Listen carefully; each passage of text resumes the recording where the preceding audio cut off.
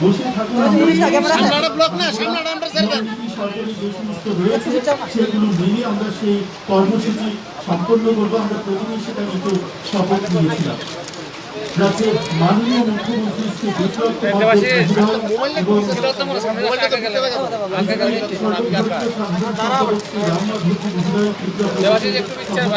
মানিক সাহা মহোদয়, নগরোন্নয়ন দপ্তরের অধিকর্তা ডক্টর সিদ্ধার্থ সিং জেসওয়াল মহোদয়, অতিথিরা প্রথমে আমাদের আনারস এবং লেবুর শরবত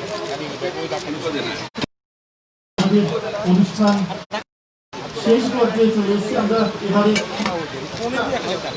অতিথিদের হাত ধরে আমরা সেই বিতরণ কর্মসূচি করতে যাচ্ছি। আপনাদের কাছে চলে আসুন, আপনাদের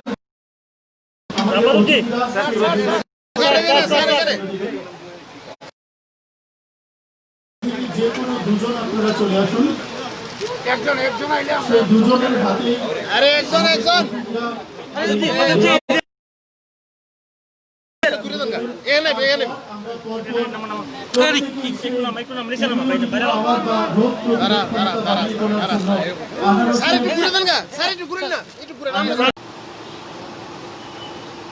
এই মহতি কার্যক্রমে ভারতীয় জনতা পার্টি যশস্वी नेतृत्व विद्वान এবং পার্টি সংগঠনের সাধারণ সম্পাদক শ্রী রাম মাধবজি, মঞ্চে উপস্থিত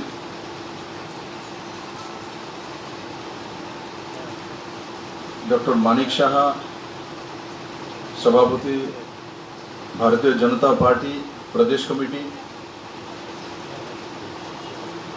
डायरेक्टर अर्बन बॉडी जसवाल, उपस्थित मायरा बोनेरा सुदीजन मीडिया बंधुरा बंधुरा আমরা এই কার্যক্রমের বিষয়ে অবগত আছি, কারণ কি গত 4 তারিখে পুরো রাজ্যব্যাপী তার শুরুয়াত হয়েছে। তো তাতে কি লাভ হবে আর সেটা কতটা সুদূর প্রসারী বিস্তারিত আলোচনা হয়েছে। আমি শুধু আপনাদেরকে এটাই অনুরোধ করব যে আগরতলার আশপাশে বর্ডার এরিয়াতে গোমতি, খোয়াই, তাতে পজিটিভ কেস বেশি আসছে, তার মোকাবেলা করা। মাঝখানে একদিন আমরা সম্পূর্ণ লকডাউন করেছি এবং ত্রিপুরাবাসীকে আমি ধন্যবাদ জানাবো, সম্পূর্ণরূপে সেই লকডাউন সবাই স্বতঃস্ফূর্তভাবে পালন করেছে। কিন্তু এই যে সময়কালটা, এই সময়টা আমরা যদি পেরিয়ে আসতে পারি ও নিশ্চিত আসবো, তবেই করোনাকে সম্পূর্ণরূপে পরাজিত করে দেবে। তার জন্য রাজ্য সরকার কিছু নতুন ইনিশিয়েটিভ আজকে কালকের মধ্যে নেবে। বর্ডার অঞ্চলে যে জনতার কারফিউ, সেটা হয়তোবা সন্ধ্যা থেকে শুরু করে দেবে, কারণ পজিটিভ কেসগুলো বর্ডার অঞ্চলের দিকে বেশি রয়েছে। আমি আগেও বলেছি যে আমাদের সবচেয়ে চিন্তাজনক বিষয় হচ্ছে আমাদের বাংলাদেশ বর্ডারে, আর ওই পারে কি হচ্ছে পত্র পত্রিকার সাংবাদিক বন্ধুদের মাধ্যমে আপনাদের কাছে তার সমাচার আসছে। তার জন্য সাবধানতা অবলম্বন করা, বর্ডার কারফিউ কড়াভাবে পালন করা, কমপ্লিটলি ওই দিক থেকে কেউ না আসা, এদিক থেকে কেউ না যাওয়া, আর যদি এই ধরনের দেখে তো জনতা তাকে তৎক্ষণাৎ দেখে প্রশাসনকে অবগত করানো এবং তার উপরে কারবাই করা। কারণ তার কোনো ওষুধপত্র নেই, একটাই ইলাজ সোশ্যাল ডিস্টেন্সিং মেনটেন করা আর ইমিউনিটি পাওয়ার বাড়ানো, এই দুই উপায়, তার বাইরে কোনো কিছু নেই। হয়তোবা যে রাত্রের যে নাইট কারফিউ, সেটা রাত্রি 10টা থেকে, এটা হয়তোবা 7টা-8টা নিয়ে আসতে হবে। কারণ আমি দেখি যখন আমি সেক্রেটারি থেকে আসি 10টার সময় নাইট কারফিউ আছে, তারপরে দেখি 10:30-11টায় বাক্কা ঘুরছে। তো এটা কোনো মানে আদর্শ করোনার সঙ্গে লড়াই করার উদাহরণ নয়। কারণ কি, আমার অভ্যেস ত্রিপুরাবাসী ঘুমিয়ে গেলে তারপর আমি ঘুমাই, বাড়িতে এসে অফিসে বসি বা কোনো কাজ করি, তার জন্য সমস্ত খবর কোনো না কোনো ভাবে আমার কাছে চলেই আসে। তো কিছু কিছু ইনিশিয়েটিভ রাজ্য সরকার এখন নেবে, কারণ বিভিন্ন ডিস্ট্রিক্ট থেকেও সেই ধরনের প্রপোজাল আসছে আমাদের কাছে। হয়তোবা কয়েকদিনের জন্য লকডাউনও করতে পারে, কারণ এই সময়টায় বেরিয়ে আসলে আপনি আবার কোনো অসুবিধা নেই। ওর অ্যান্টিজেন মাধ্যমে যে টেস্টিং সোসাইটিতে, সেটা আজকে থেকে শুরু করে দেবে।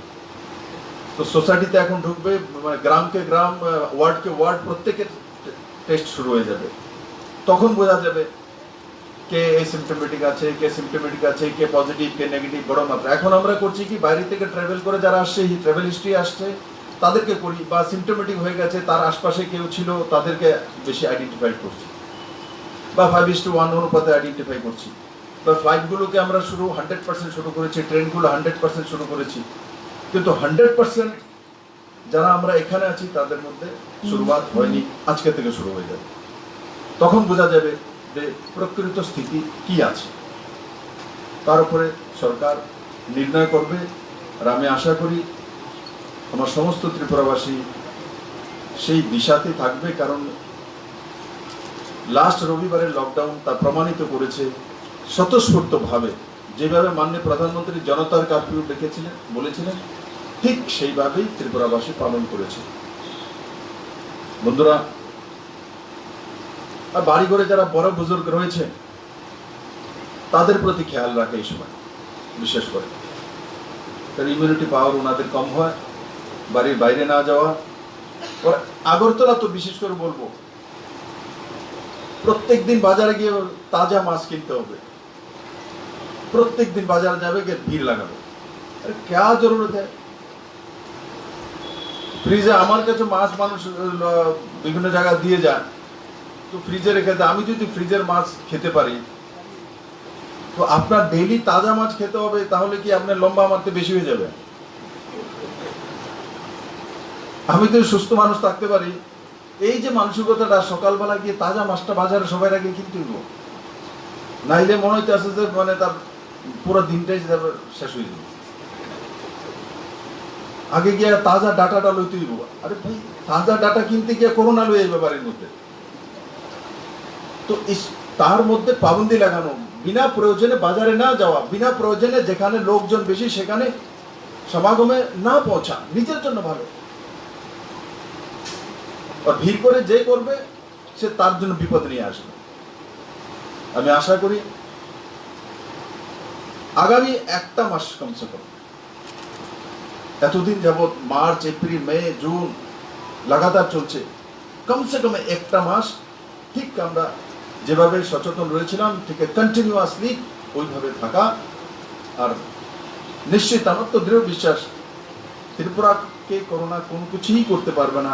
কারণ ত্রিপুরার মানুষ যখন 2018-তে বড় করোনাকে পরাজিত করে দিয়েছে, তো আজ চিন্তা নেই করেছে, আর ইতিহাস সৃষ্টি করেছে। আর ইতিহাসে সাক্ষী তো আমি খুব, 0 থেকে সরকার বানিয়ে দেওয়া। তো করোনাও জানবে বলে 0 থেকে এরা সবকিছু করতে জানে, তো এখানে কেন লাভ নেই।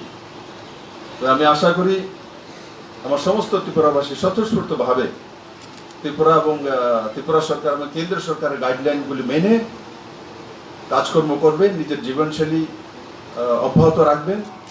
এবং আজকের কার্যক্রমে ভাগ নেওয়ার জন্য সবাইকে আমি ধন্যবাদ জানাচ্ছি, বিশেষ করে माननीय राम माधव जी के।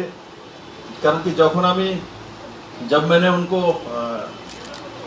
टेलीफोन में, मोबाइल में फ़ोन करके बताया, बोले भाई साहब ऐसा ऐसा मैं सोच रहा हूँ, बोले बहुत अच्छा, इसको आप पूरे राज्य में करिए।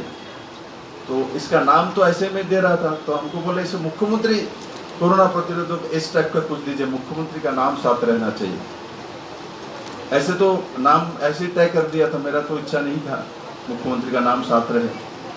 तो आपने आग्रह किया बोले इसको इस तरीके से दीजिए तो लोगों को अच्छा लगेगा, और पूरे राज्य भर आप जैसे कर रहे हैं करिए, मैं एक दिन आऊँगा। और इस स्थिति में भी आप पूरे देश में अपने कर्म के लिए प्रवास कर रहे हैं और त्रिपुरा में भी आए, हम लोगों को भी उत्साहित किया। मैं आपको बहुत बहुत धन्यवाद देता हूँ त्रिपुरा वासियों की तरफ से। मैं आशा करता हूँ आपका ऐसा आशीर्वाद